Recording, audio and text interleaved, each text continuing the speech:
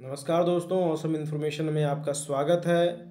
आज हम चर्चा करेंगे समस्या समाधान विधि का। जो लोग भी सीटेट की, केवीएस की, टेट की तैयारी कर रहे हैं और साथ साथ जो बीएड या डीएलएड भी कर रहे हैं, उन सभी के लिए वीडियो फ़ायदेमंद है।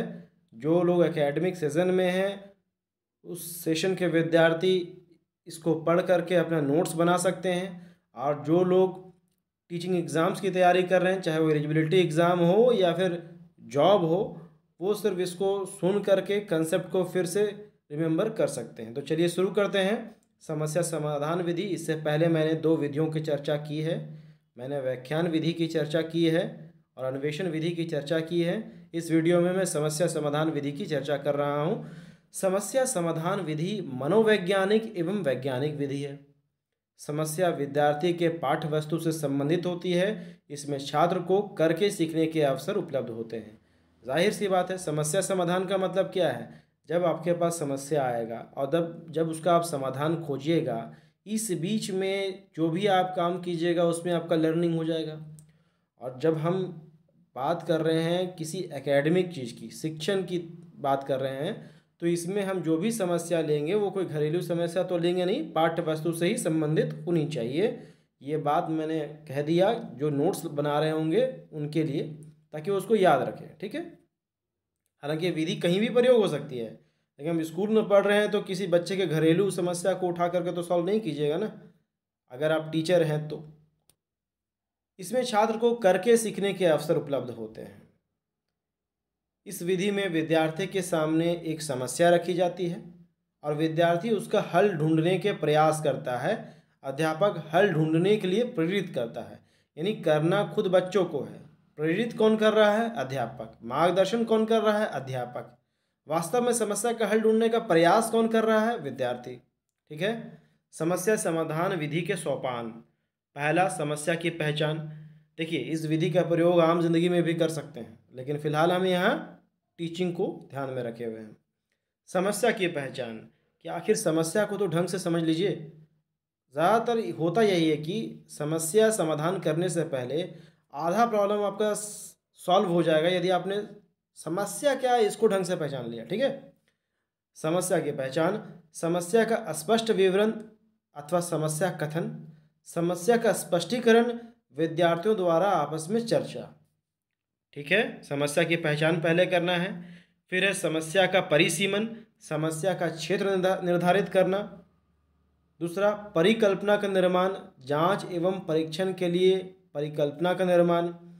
प्रयोग द्वारा परीक्षण करना, परिकल्पनाओं का परीक्षण करना। चौथा है विश्लेषण करना। पांचवा है समस्या के निष्कर्ष पर पहुंचना। गतिविधि, कहने का मतलब मैंने आपको बता तो दिया, लेकिन आप इसे समझिएगा कैसे?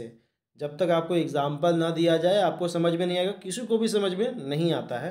तो एक गतिविधि करके इसको समझें। संघनन यानी कंडेंसेशन के बारे में हम पढ़ रहे हैं। संघनन से संबंधित प्रकरण के शिक्षण हेतु निम्न गतिविधियों को संचालित करेंगे, यानी कंडेंसेशन से संबंधित कंसेप्ट को समझने के लिए कुछ एक्टिविटीज़ करेंगे जो कि नीचे दी हुई हैं। पहला, एक कांच का सूखा गिलास लेंगे। गिलास में ऊपर तक बर्फ के टुकड़े भर देंगे। गिलास के बाहरी दीवारों पर कुछ समय बाद छोटी छोटी बूंदें आ जाएंगी। अब ऐसा भी कर सकते हैं कि आप फ्रिज में कोई बॉटल रखे हुए हैं पानी का, जैसे ही आप बॉटल को बाहर निकालेंगे फ्रिज से और रख देंगे तो उस बॉटल के ऊपर पानी आ जाएगा। क्या वो बोतल लीक हो रहा था क्या? नहीं। इसमें कंसेप्ट पूछा हुआ है, छुपा हुआ है कंडेंसेशन का।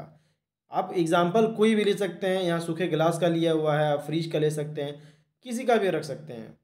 ठीक है।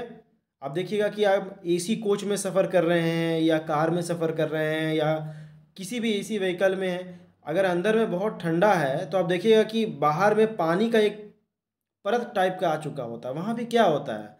कंडेंसेशन होता है। ये सब कंसेप्ट है, उसमें आप लिखिएगा तो लिखा भी जाएगा। ठीक है ना। कैसे ऐड में दिखाता है कि कार पे ऐसे कर करके अपना नंबर लिख दिया। ठीक है।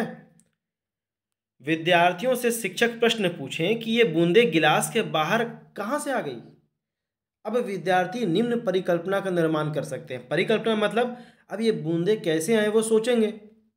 ठीक है ना। अब क्या सोच रहे हैं विद्यार्थी? एक सोच सकता है जैसे घड़े में छिद्र होते हैं वैसे कांच के गिलास में भी छिद्र होंगे जो हमें दिखाई नहीं देते, यहाँ से जल बाहर आया होगा, एक बच्चा बोला होगा, है ना। कोई बच्चा ये भी बोल सकता है कि परी पानी डाल के चली गई होगी, जो भी बोले, हालांकि वो तो एकदम ही बेतुका हो। मैं बता रहा हूँ कि ये परिकल्पना का निर्माण विद्यार्थी कर रहे हैं जब शिक्षक ने उनसे पूछा कि बाहर में पानी आया क्यों।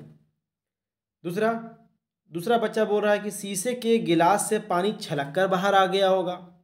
तीसरा बच्चा परिकल्पना कर रहा है वायु में जलवाष्प होती है और वह गिलास की ठंडी सतह से छूकर बूंद में बदल जाती है। प्रयोग द्वारा परिकल्पना का परीक्षण। परिकल्पनाओं के परीक्षण के लिए निम्न प्रयोग विद्यार्थियों द्वारा किया जाएगा। तो परिकल्पना तो कर लिया, अब रियल में क्या है कैसे पता चलेगा? जब प्रयोग किया जाएगा।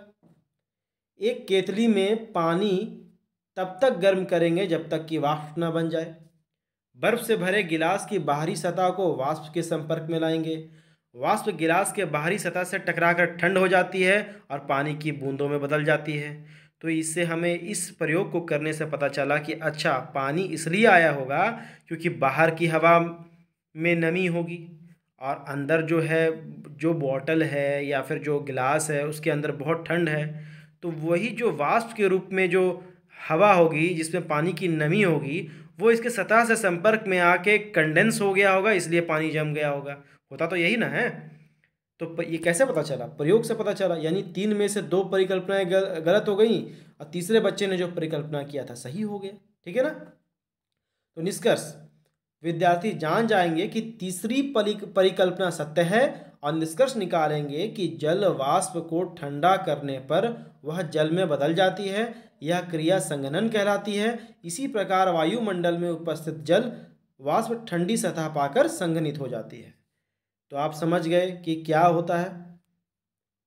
तो समस्या समाधान विधि के गुण देखिए, अभी आप पहली बार में पढ़ रहे हैं, फिर से इस चीज़ को जो अगर नोट्स बना रहे हैं तो फिर से वीडियो में रिवर्स जाइएगा। जब मैंने एग्जाम्पल दिया उससे पहले कुछ को नहीं भी समझ में आ रहा होगा, शायद कंडेंसेशन भी भूल गए होंगे। कोई बड़ी बात नहीं है, प्रैक्टिस में नहीं होंगे तो भूल भी सकते हैं, कौन सी बड़ी बात है। तो एक बार फिर जाकर देख लीजिएगा एग्जाम्पल देने के बाद कि जो जो उसमें पॉइंट्स दिए हुए थे वो फिट बैठ रहे हैं कि नहीं। जब आप दूसरी बार वीडियो देखिएगा तो और अच्छी तरह समझ में आएगा। समस्या समाधान विधि के गुण क्या है? इस विधि से विद्यार्थी स्वयं करके सीखने के लिए प्रेरित होते हैं। Very good. दूसरा, विद्यार्थी समस्या को हल करने की प्रक्रिया में शामिल होकर उसे हल करना सीखते हैं। बच्चों को किसी काम में शामिल कर लीजिए ना तो ज़्यादा सीखेंगे। आप देखिएगा कि क्लास में अक्सर होता है कि मान लीजिए कोई एक्टिविटी हो रहा है, कुछ बच्चे उस एक्टिविटी को कर रहे हैं लेकिन कुछ लोग बाहर में खेल रहे हैं या टीचर भी उन पर ध्यान नहीं दे रहा है। मैं तो बार बार ये बात बोल रहा हूँ कि हमारे देश में बहुत लोग किसी भी रोज़गार को पैशन से ना जुड़ करके अपने लाइवलीहुड से जुड़ते हैं। तो जो लोग, और ज़रूरी भी है, लाइवलीहुड तो सभी को चाहिए, लेकिन जो लोग किसी काम को पैशन के थ्रू नहीं करते हैं ना, वही सोशल अनरेस्ट पैदा हो जाता है। तो आज इतने सारे जो गलत काम हो रहे हैं, क्या वो जो स्टूडेंट है स्कूल नहीं गए होंगे? गए होंगे, लेकिन उनको ऐसा टीचर मिला होगा जो पैशन नहीं रखता होगा। अक्सर होता है सरकारी विद्यालयों में देखा जाता है, अपनी सैलरी मिल रही है, खा रहे हैं, पी रहे हैं, स्वेटर बिन रहे हैं, मोबाइल चला रहे हैं, बच्चे आया, कोरम पूरा किया, सिलेबस पूरा किया। नहीं, ऐसा नहीं होना चाहिए क्योंकि आप पर जिम्मेदारी होती है भविष्य की।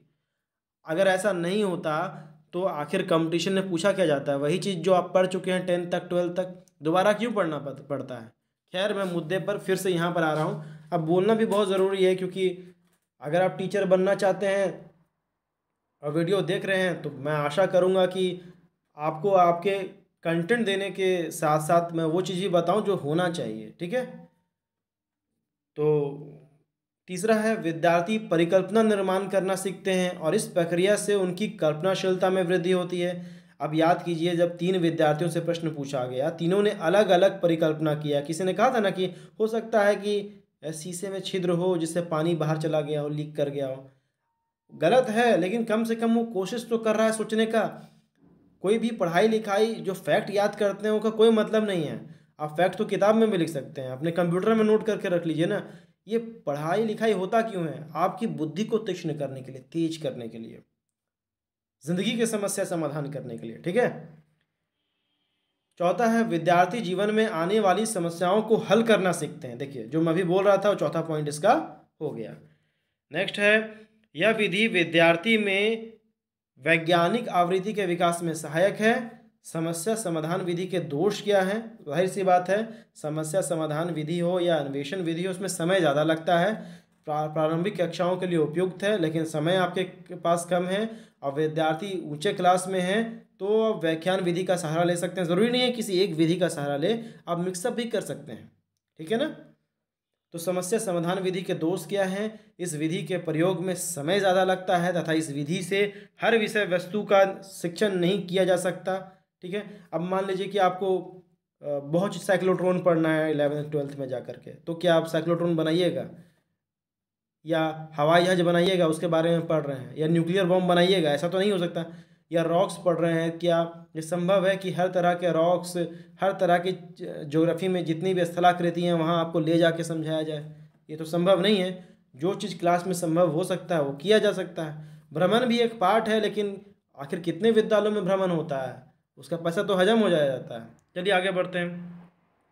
क्योंकि इस विधि में प्रायोगिक कार्य भी करना होता है अतः शिक्षक का प्रायोगिक कार्य में दक्ष होना आवश्यक होता है। तो इसका मतलब ये भी है कि टीचर को भी आना चाहिए। ऐसा ना हो कि बस लाइवलीहुड के लिए आ गया, प्रैक्टिकल कैसे होता है पता ही नहीं, बस उसने पढ़ा उसने आपको पढ़ा दिया। ऐसा नहीं होना चाहिए। आप टीचर बनिएगा तो ऐसा मत कीजिएगा। चलिए अभी के लिए इतना ही। तब तक जय हिंद, जय भारत।